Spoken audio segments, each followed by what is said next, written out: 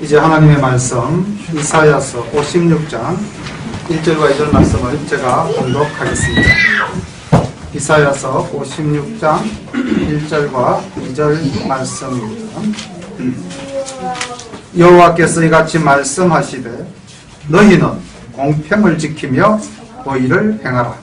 나의 구원이 가까이 왔고 나의 의가 쉬이 나타날 것임이라 하셨은즉 안식일을 지켜 더럽히지 아니하며 그 손을 금하여 모든 악을 행치 아니하여야 하나니 이같이 행하는 사람 이같이 굳이 잡는 인생은 복이 있느니라. 아멘. 지난 시간에 우리는 우리를 구원하시겠다는 하나님의 놀라우신 언약을 그 초청장을 우리가 이제 받았습니다. 그 구원의 초청에 이제 누가 그 초청장을 받아들고 하나님 나라로 갈 것인가. 오늘 56장에 보면은 하나님의 사랑과 하나님의 구원 대상은 선민이라고 택하여진 이스라엘 백성뿐만이 아니라 모든 만민임을 알려주고 있습니다. 이사야서 56장 1절부터 우리가 말씀을 함께 보면서 우리 하나님의 놀라운 구원의 은혜를 이 시간 함께 누리도록 하겠습니다. 여호와께서 이같이 말씀하시되 너희는 공평을 지키며 의를 행하라. 나의 구원이 가까웠고 나의 의가 시 나타날 것임이라 하셨은즉 안식일을 지켜 더럽히지 아니하며 그 손을 금하여 모든 악을 행치 아니하여야 하나니 이같이 행하는 사람 이같이 굳이 잡는 인생은 복이 있느니라. 아멘. 여호와께 연합한 이방인은 여호와께서 나를 그 백성 중에 반드시 갈라내시리라 말하지 말며 고자도 나는 마른 나무라 말하지 말라. 여호와께서 이같이 말씀하시기를 나의 안식일을 지키며 나를 기뻐하는 일을 선택하며 나의 언약을 굳게 잡는 고자들에게는 내가 내 집에서 내 성 안에서 자녀보다 나은 기념물과 이름을 주며 영영한 이름을 주어 끊치지 않게 할 것이며 또 나 여호와에게 연합하여 섬기며 나 여호와의 이름을 사랑하며 나의 종이 되며 안식일을 지켜 더럽히지 아니하며 나의 언약을 굳게 지키는 이방인마다 내가 그를 나의 성산으로 인도하여 기도하는 내 집에서 그들을 기쁘게 할 것이며 그들의 번제와 희생은 나의 단에서 기꺼이 받게 되리니 이는 내 집은 만민이 기도하는 집이라 일컬음이 될 것임이라. 이스라엘의 쫓겨난 자를 모으는 주 여호와가 말하노니 내가 이미 모은 본 백성 외에 또 모아 그에게 속하게 하리라 하셨느니라. 아멘. 오늘 본문 말씀 속에서 우리는 놀라운 것을 두 가지 발견하게 됩니다. 이사야 선지자가 이 말씀을 전거할 때만 하더라도 남유다는 굳건히 서 있었던 역사적인 시대적 배경을 가지고 있습니다. 그리고 그 시대를 살았던 모든 이스라엘 백성들은 자기들만이 하나님의 택한 백성이고 구원받은 성도라 생각하고 있었습니다. 그런데 오늘 하나님께서는 6절과 5절에서 보면은 6절에서 보면은 이방인도 하나님께서 구원하시겠다라는 말씀을 하고 있습니다. 또 놀라운 것은 4절과 5절에 보면은 이 고자라는 말이 나오는데요. 고자는 생식을 할 수 없는 남자. 우리 역사에서 본다면 환관으로 생각하시면 됩니다. 그러니까 신체가 상한 사람이죠. 이 고자에 대한 이야기는 신명기 23장 1절에 보면 신랑이 상한 자나 신을 베인 자는 여호와의 총회에 들어오지 못하리라. 다시 말하면 하나님으로부터 버림받은 백성으로 이야기되어지는 사람들입니다. 그런데 오늘 우리 본문에서는 이러한 고자, 다시 말하면 모든 사람으로부터 오늘날 말씀으로 드린다면 왕따 당한 자, 구원받지 못한다고 인정받은 사람, 그들도 하나님께서는 어떻게 하신다? 구원하신다는 것입니다. 그러니 오늘 이 두 부류의 사람, 고자나 이방인은 하나님의 백성으로 인정받을 수 없는 존재, 많은 사람들로부터 버림받은 존재, 그리고 자기 스스로도 나는 어쩔 수 없다라고 여기는 존재, 그런 존재들도 하나님의 구원, 하나님의 의가 그들을 인도하신다는 놀라운 말씀을 주시고 있습니다. 그런데 여기 하나, 이들이 하나님의 구원의 은혜를 받기 위해서 갖추어야 할 조건이 있는데 그게 뭡니까? 연합하라. 연합하라는 말씀이 나옵니다. 하나님과 연합한다. 이것은 구약의 시대를 통한다면은 할례를 받아서 하나님의 자녀가 된다라는 말씀으로 생각할 수도 있겠고요. 오늘날 우리 신약 시대로 본다면은 세례를 받아 하나님의 자녀가 된다. 하나님과 연합한다라는 말씀도 됩니다. 그런데 할례를 받든 세례를 받든 그 속에 본질적으로 갖추어야 할 신앙적인 요건이 무엇인가? 우리는 이것을 깊이 생각해야 할 것입니다. 오늘 본문 말씀 속에서 1절 주님은 이렇게 우리에게 말씀하십니다. 공평을 지키며 의를 행하라는 것입니다.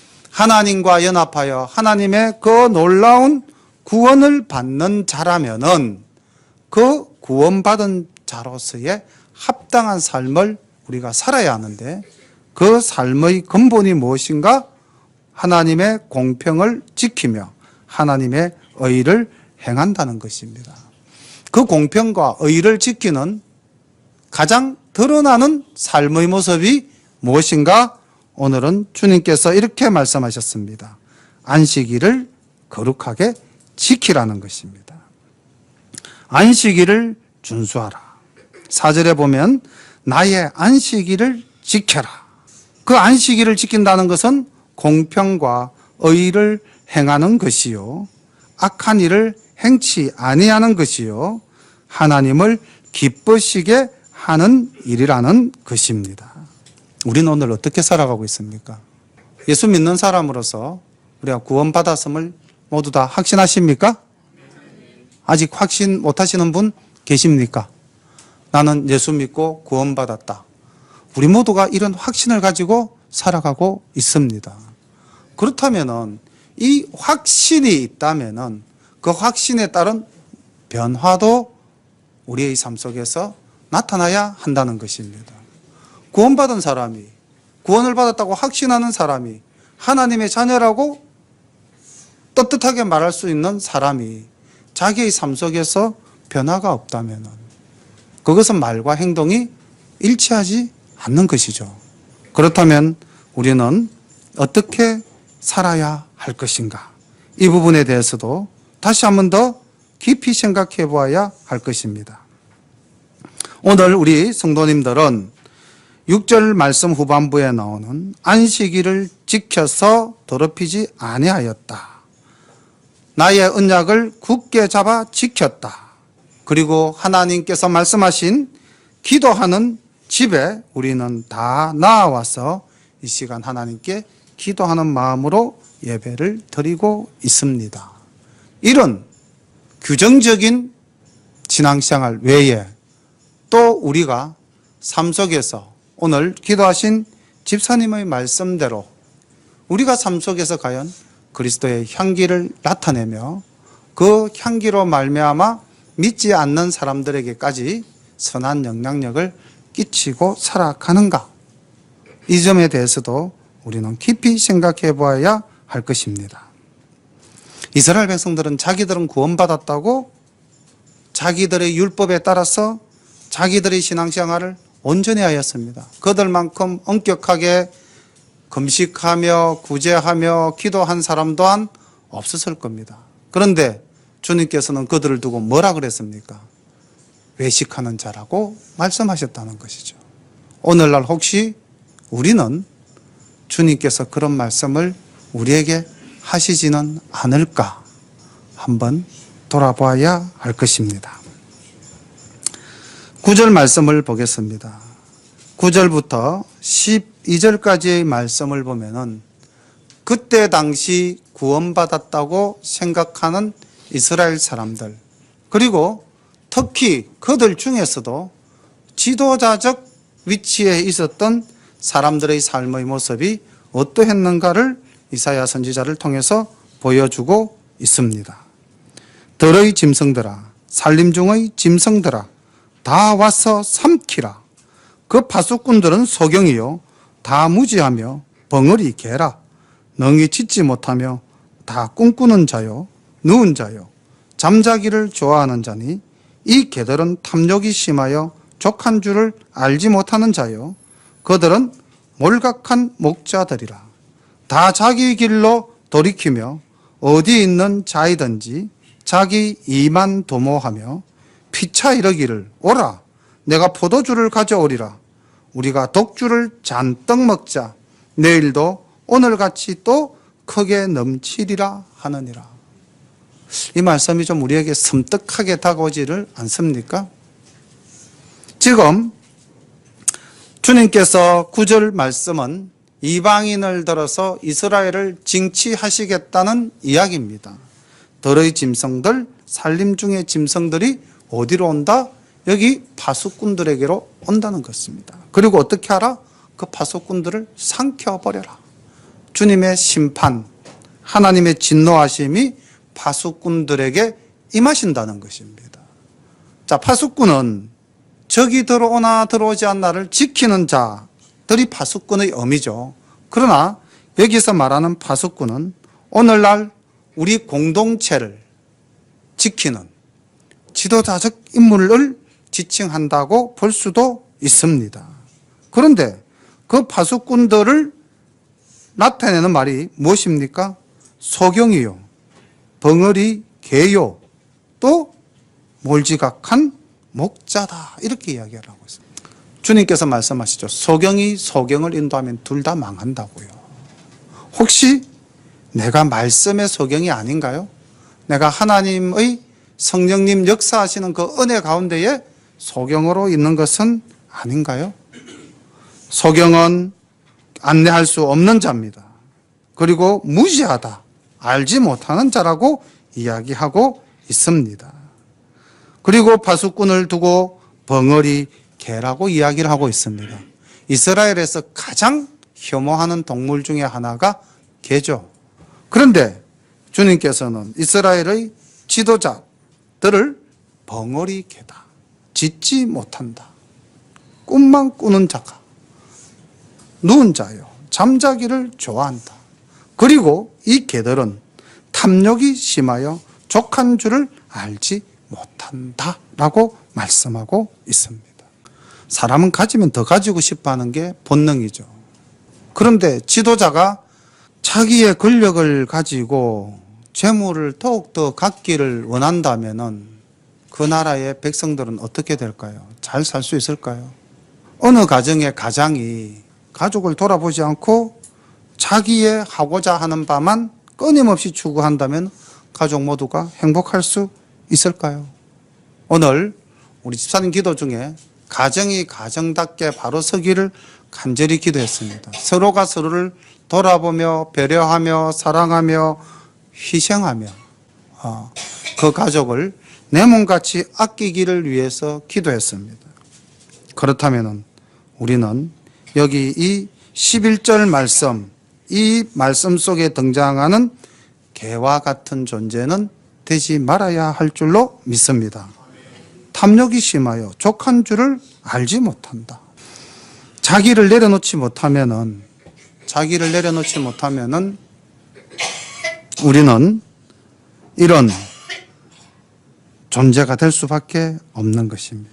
그리고 또 몰각한 목자, 몰지각한 목자, 깨달음이 없는 목자, 자기의 양떼를 지키지 못하는 자라는 것이죠. 근데 여기 보니까 자기 길로 돌이키며 자기 이익만 도모한다. 이게 이 몰각한 목자에 대한 이야기입니다. 굉장히 이기적이죠. 오늘날 현대를 살아가는 사람들의 가장 큰 특징이 이기적이라는 것입니다. 자기 중심적인 거죠. 그리고 어떤 일을 하든지 간에 자기의 이득만 도모한다. 상대를 돌아보지 아니한다는 겁니다. 예수 믿는 우리가 저는 물건을 살 때 이런 마음을 가지면 어떨까 하는 생각을 가끔씩 해봅니다. 통상 우리가 물건을 살 때 어떻게 합니까? 깎죠.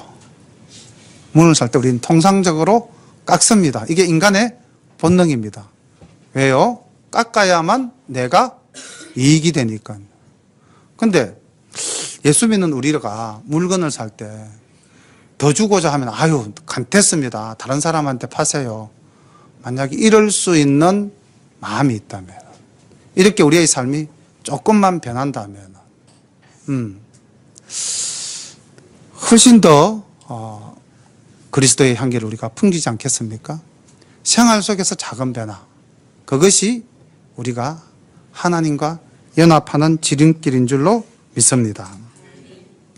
12절에 보면은 여기 이 몰각한 목자들이 나타내 보이는 또한 모습이 포도주를 먹자, 독주를 먹자, 내일도 오늘같이 또 크게 넘치도록 살자. 쾌락주의에 젖어 사는 사람이죠. 예. 우리는 어떻게 살아야 할까요? 여기 9절부터 12절까지 등장되어지는 이 사람들은 하나님께서 우리를 사랑하여 아무리 구원코자 할지라도 그 구원하심을 온몸으로 거부하는 자의 삶의 모습인 것입니다. 이러한 모습 중에 일부라도 우리 속에 있다면 우리는 깊이 회개해야 할 것입니다. 57장은 그 당대의 왕이었던 이사야 선지자가 히스기야 왕대를 지나서 므낫세 왕 때에 순교당했다고 유대 전성에서 이야기하고 있는데, 아마 그 당대의 모습 일부가 나타나 보이고 있는 것 같습니다. 57장 1절 말씀을 봅니다. 의인이 죽을지라도 마음에 두는 자가 없고 자비한 자들이 치하여감을 입을지라도 그 의인은 화액전에 치하여감을 입은 것인 줄로 깨닫는 자가 없도다. 그는 평안에 들어갔나니 무릇 정로로 행하는 자는 자기들의 침상에서 편히 쉬느니라.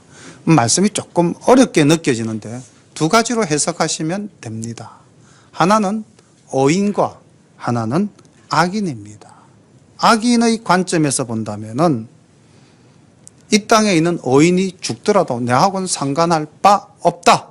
그렇게 살아간다는 것입니다. 또 자비한 자들이 죽더라도 나하고 상관이 없다. 그렇게 볼 수 있다는 것입니다. 이것을 좀 더 적극적으로 해석을 한다면은 그 시대에 악한 왕이었던 므낫세는 의인을 죽이고 자비한 자를 죽이는 공포의 시대였다는 것입니다. 히스기야의 아들 므낫세는 우상을 섬기는 왕이었고요, 의인들 선지자를 핍박하는 왕이었습니다. 유대 전성에 의하면은 이사야도 이때 톱으로 켜지는 죽임을 당했다라고 이야기하고 있습니다. 이스라엘의 회개와 하나님 나라의 도래를 그렇게 외쳤던 선지자도 악한 왕에 의해서 이렇게 죽임을 당했는데, 그때 악한 왕들은 의인이 그렇게 죽어가든 자비한 자들이 그렇게 죽어가든 신경도 쓰지 않았다는 겁니다. 오히려 앞서서 그들을 해하였다는 것이죠. 그런데 하나님께서 이 의인을 얼마나 사랑하셨는지 이렇게 말씀하고 있습니다. 그 의인은 화액전에 치하여감을 입었다. 다시 말하면 이 화액이라고 하는 것은 재앙과 환난입니다. 그러니까 이 땅의 재앙과 환난이 일어나기 전에 먼저 죽은 자가 복이 있다는 말씀이죠. 우리가 이제 주님 오실 날 기다리면서 살아가고 있지 않습니까? 근데 우리가 요한계시록을 보면은 주님이 오시기 전까지 이 땅에 수많은 재앙이 있게 되고요. 또 나중에는 사탄의 짐승의 표를 받지 않으면은 우리가 이 땅을 살아가기가 굉장히 힘들게 되고, 그렇게 해서 우리 모두가 신앙을 배도하는 그러한 역사가 일어나는 시대를 살아갈 수밖에 없음을 우리는 요한계시록을 통해서 알 수 있습니다. 그렇다면은 우리의 기도 제목이 어떤 기도 제목이 있을 수 있나요? 오늘 이 말씀대로 화액이 오기 전에 우리가 하나님의 부르심을 받을 수 있다면 이것도 큰 복인 줄로 믿습니다. 2절에 보면 그들은 평안에 들어갔고 정로, 온전한 길, 바른 길로 행하는 자는 자기들의 침상에서 편히 쉰다고 주님 말씀하고 있습니다. 시대적 배경을 아까 바탕으로 이 말씀을 본다면은 그 므낫세 시대에 얼마나 많은 선지자들과 선한 자들이 죽어갔는지 우리가 성경 말씀을 통해서도 엿볼 수가 있습니다. 열왕기 하서 21장 16절 말씀에 보면 이렇게 기록되어져 있습니다. 므낫세가 여호와 보시기에 악을 행하여 유다로 범하게 한 그 죄 외에 또 무죄한 자의 피를 심히 많이 흘려 예루살렘 이 가에서 저 가까지 가득하게 하였더라. 그러니까 예루살렘 끝에서 끝까지 선지자들과 하나님을 사모하는 자들의 피가 흘러 넘쳤다는 것입니다. 왜요? 우상을 섬기지 않았다는 죄목으로. 그 시대에 얼마나 종교적으로 타락하였는지 3절부터 그 시대적 모습을 볼 수가 있습니다. 무녀의 자식, 간음자와 음녀의 씨, 너희는 가까이 오라. 너희가 누구를 희롱하느냐? 누구를 향하여 입을 크게 벌리며 혀를 내미느냐? 너희는 폐역의 자식, 괴휼의 종류가 아니냐? 너희가 상수리 나무 사이 모든 푸른 나무 아래서 음욕을 피우며 골짜기 가운데 바위 틈에서 자녀를 죽이는 도다. 골짜기 가운데 매끄러운 돌 중에 너희 소득이 있으니 그것이 곧 너희가 제비 뽑아 얻은 것이라. 너희가 전제와 예물을 그것들에게 드리니 내가 어찌 이를 용인하겠느냐? 내가 높고 높은 산 위에 내 침상을 베풀었고 내가 또 거리로 올라가서 제사를 드렸으며 내가 또 내 기념표를 문과 문설주 뒤에 두었으며 내가 나를 배반하고 다른 자를 위하여 몸을 드러내고 올라가며 내 침상을 넓히고 그들과 언약하며 또 그들의 침상을 사랑하여 그 처소를 예비하였으며 내가 기름을 가지고 몰렉에게 나아가되 향품을 더욱 더하였으며 내가 또 사신을 원방에 보내고 엄부까지 스스로 낮추었으며 내가 길이 멀어서 피곤할지라도 헛되다 아니함은 내 힘이 소성되었으므로 쇠약하여 가지 아니함이니라. 여기 이 10절 말씀은 반어적 표현입니다. 우리가 3절부터 10절까지의 말씀을 본다면 이스라엘이 얼마나 종교적으로 타락하였는지, 그 시대에 얼마나 우상을 섬기는 일이 성행하였는지, 심지어 나아가서는 자기의 자녀를 몰렉과 밀곰이라는 이방신 앞에서 태워 죽이는 일까지 그들은 서슴지 않고 했다는 것입니다. 또 바알과 아세롯을 섬기는 산당에 나아가서 그들이 제사 지내고 그 산당을 지키는 무녀들과 잠자리를 같이 하며 하나님 영광을 가리우고 하나님을 배신하는 그러한 삶을 살았다는 것입니다. 그리고 9절에 보면은 몰렉에게 나아가며 이방신을 섬기며 또 사신을 원방에 보낸다. 세상을 의지하여 자신들의 문제를 해결하고자 하는 그들의 행복 추구. 근데 이들의 행복 추구라는 것이 하나님과는 전혀 상관이 없는 자기들만의 방식으로 이루어진 그 길이 얼마나 헛된 길이며 얼마나 피곤한 길인가. 여기 10절에 내가 길이 멀어서 피곤할지라도 어떻게 자기 스스로 위로합니까? 내가 하는 일은 헛되지 아니하다. 이렇게 이야기하고 있다는 것이죠. 네가 피곤하도 피곤하지 않다. 네가 쇠약해도 나는 쇠약해지지 않는다. 라고 스스로 자위하고 있다는 겁니다. 그러나 하나님 보시기에는 이 길이 멸망의 길로 가는 것임을 주님께서는 경고하고 있죠. 그런데 이렇게 경고하는 자를 어떻게 했다는 겁니까? 그 의인을 죽였다는 겁니다. 오늘날도 사실은 우리 귀에 거슬리는 이야기를 하는 설교를 듣기가 참 힘든 시대죠. 그죠? 그냥 복 주고 평안하다 하는 말씀만을 우리는 좀 받기를 소망합니다. 저도 신학을 공부하면서 나중에 내가 목사가 되면 어떤 목사가 될까? 내가 설교를 하면 어떤 설교를 할까? 이런 생각들을 하던 시대에 이런 생각을 해보았던 적도 있습니다. 고백컨대 얼마나 이 시대를 살아가는 성도들의 삶이 힘든가. 그런데 주일날 교회에 와서 교회에서 평안과 안식을 누리지 못한다면 이분들의 삶은 얼마나 또 고단할까.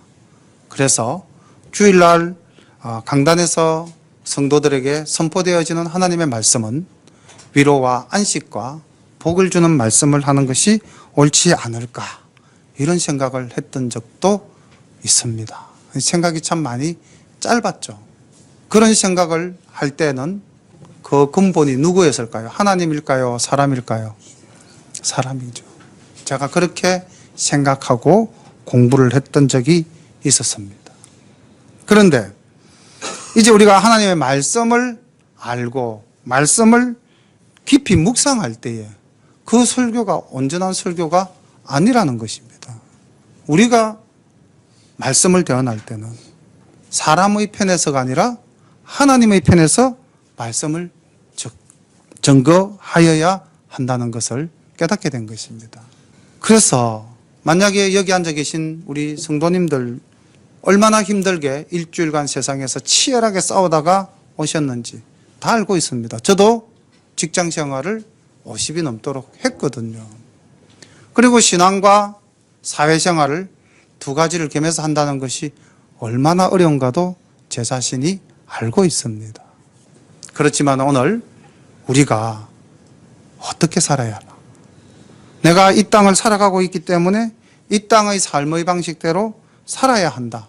그리고 내가 이 땅에서 피곤하고 지쳤기 때문에 교회 나와서는 위로의 말씀만 듣고 가야 한다. 이것이 옳은가요? 그것은 자기 중심적인 하나님과 관계없는 나만의 생각이요, 나만의 신앙생활이라는 것입니다. 우리 모두가 여기에 나타나는 이스라엘 백성들처럼 참담하게 하나님을 배신하지는 않았지만은, 그러나 우리 모두가 일주일간 이 땅을 살아갈 때 우리가 이와 유사한, 이와 비슷한 삶을 살지는 않았는가? 우상을 섬겼다. 목사님, 저는 하나님 외에 다른 신앙, 부처를 믿지도 않고요. 제가 우상을 섬기는 일은 없습니다. 라고, 제가 오늘 교회에 나왔는데 무슨 제가 우상을 섬깁니까? 라고 우리가 혹시 이야기할 수 있을지도 모르겠습니다. 그런데 실상 우리 속에는 우상이 있습니까? 없습니까? 있죠. 없다고 우리 말할 수 없죠. 우리에게는, 우리 모두가 하나씩 가지고 있는 우상들이 있을 수 있어요. 우리가 그것을 고백해야 됩니다. 그리고 우리가 그것을 의지하고 그것을 통해서 모든 것을 해결하고자 하는 그런 마음을 우리가 가지고 있다는 겁니다. 그것을 우리가 내려놓아야 하는 것입니다. 우리가 거기에 의존하고 그것을 통해서 우리의 삶을 영위한다고 한다면은 오늘 본문에서 보았던 이 무녀의 자식, 간음자와 음녀의 씨, 하나님께서 이렇게 말씀하시는 자와 우리는 동일한 삶을 살아갈 수밖에 없다는 겁니다. 11절부터 봅니다. 네가 누구를 두려워하며 누구로 하여 놀랬기에 거짓을 말하며 나를 생각지 아니하며 이를 마음에 두지 아니하였느냐. 내가 나를 경외치 아니함은 내가 오랫동안 잠잠함을 인함이 아니냐. 너희의 의를 내게 보이리라. 내가 보이리라. 너희의 소위가 내게 무익하니라. 내가 부러지질 때에 내가 모은 우상으로 너를 구원하게 하라. 그것은 다 바람에 떠가겠고 기운에 불려갈 것이로되 나를 의뢰하는 자는 땅을 차지하겠고 나의 거룩한 산을 기업으로 얻으리라. 13절 말씀을 보면 놀랍도록 대조적 표현으로 나타나고 있습니다.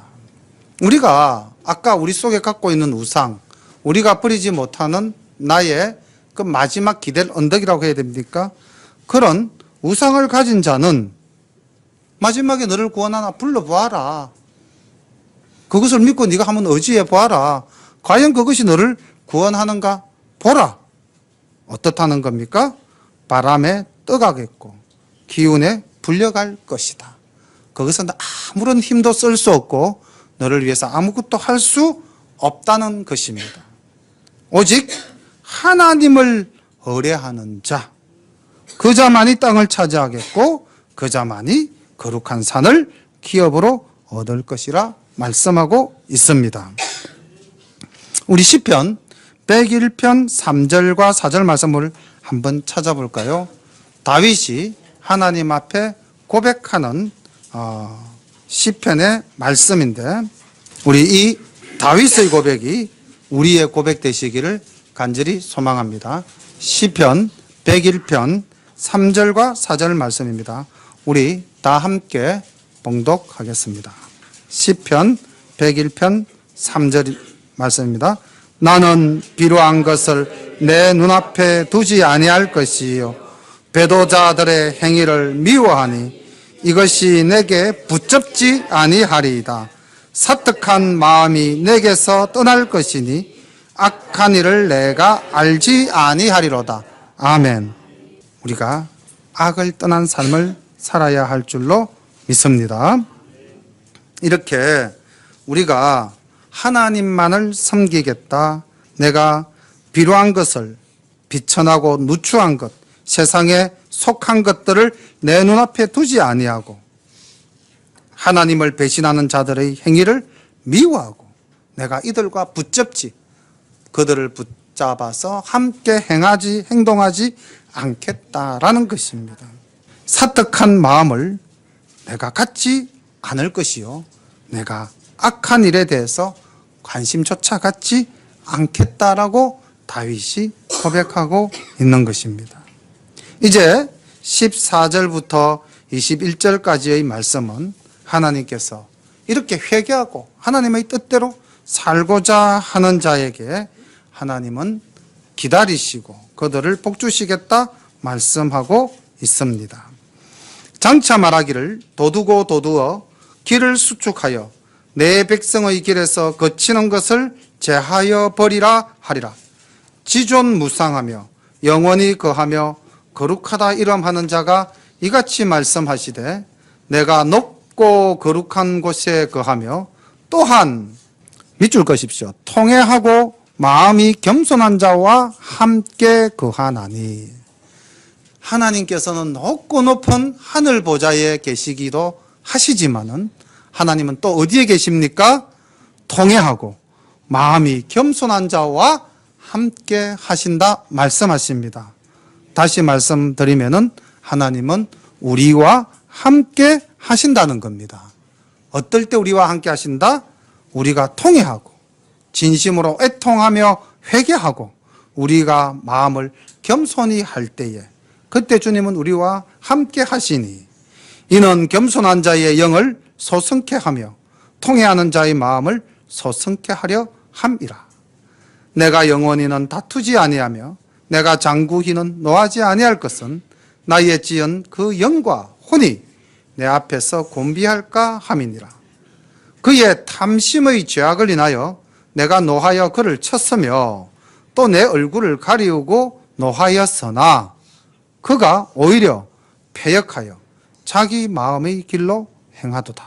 17절 말씀 보면은 16절은 하나님께서 우리를 돌아보시고 인정하시겠다 말씀하신데 그런데 우리들은 어떻게 살아가고 있는가? 탐심으로 인한 죄악, 그 길을 끝까지 가는 자라는 것이죠. 하나님의 징계를 받을 것을 뻔히 알아도 그 길로 가는 존재가 우리라는 것입니다. 그런데 하나님께서는 이런 자기 마음의 길로 행하는 자, 그들을 보고 하나님께서는 그들을 고쳐주신다 약속합니다. 18절, 내가 그 길을 보았은즉 그를 고쳐줄 것이라. 그를 인도하며 그와 그의 슬퍼하는 자에게 위로를 다시 얻게 하리라. 입술의 열매를 짓는 나 여호와가 말하노라. 먼데 있는 자에게든지 가까운 데 있는 자에게든지 평강이 있을지어다. 평강이 있을지어다. 내가 그를 고치리라 하셨느니라. 아멘. 하나님께서는 우리를 고치시고 우리에게 평강을 주시겠다 말씀하시고 있습니다. 20절, 오직 악인은 능히 안정치 못하고 그 물이 진흙과 더러운 것을 늘 솟쳐내는 요동하는 바다와 같으니라. 내 하나님의 말씀에 악인에게는 평강이 없다 하셨느니라. 19절에 보면은 평강이 있을지어다 내가 그를 고치리라 하셨느니라 하시는 이 말씀과 21절에 악인에게는 평강이 없다 하셨느니라 하는 말씀도 극단적인 대비가 되어지는 말씀이죠. 자, 우리가 어떻습니까? 악인의 길로 가야겠습니까? 아니면은 복된 길로 가야겠습니까? 복된 길로 가야 합니다.